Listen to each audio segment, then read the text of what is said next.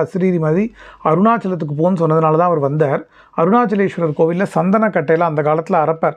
சந்தனம்னா சும்மா கொஞ்சம் இல்லை, அபிஷேகத்துலேருந்து எல்லாம் சுவாமி, அம்பாள், சுப்பிரமணியர், விநாயகர் சன்னதி எல்லாத்துக்கும் அபிஷேகத்துக்கு, சண்டிகேஸ்வரர் சன்னதி எல்லாத்துக்கும் சந்தனம் அரைக்கணும். அவ்வளோ அரைச்சி அவ்வளோ உழைப்பு அவருக்கு. அப்போ ஒரு நாள் கிரி பிரதட்சணம் வரும்பொழுது ரமணாசிரமத்தில் பகவானை தரிசனம் பண்ணி நாளடைவில் இங்கேயே இருந்தார். அவர் பகவான்கிட்டையே அவர் இருந்தார். அவர் இந்த பஞ்சாயத்தன பூஜை இந்த பொட்டி வச்சு பண்ணிட்டுருப்பார்.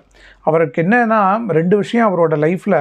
பணத்தை தொட்டாலே அவருக்கு ஒரு மாதிரி உடம்புலாம் எரிச்சல் ஆகும். ராமகிருஷ்ண பரமஹம்சருக்கு இருந்த மாதிரி அந்த அளவுக்கு அவர் ஒரு நிஷ்டையில் இருந்திருக்கார். அவருக்கு பணத்து மேலே அவ்வளோ இது இருந்திருக்கு. 2வது கிச்சனில் நிறையா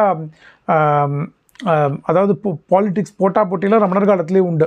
அதனால் இவரை போட்டு நிறைய வேலை வாங்குவா கிச்சனில் இருக்கிற லேடிஸ்லாம். அதுவும் அந்த பாட்டிலாம் இவரை நிறைய வேலை கொடுப்பா. இவருக்கு டைமே ரெஸ்ட்டே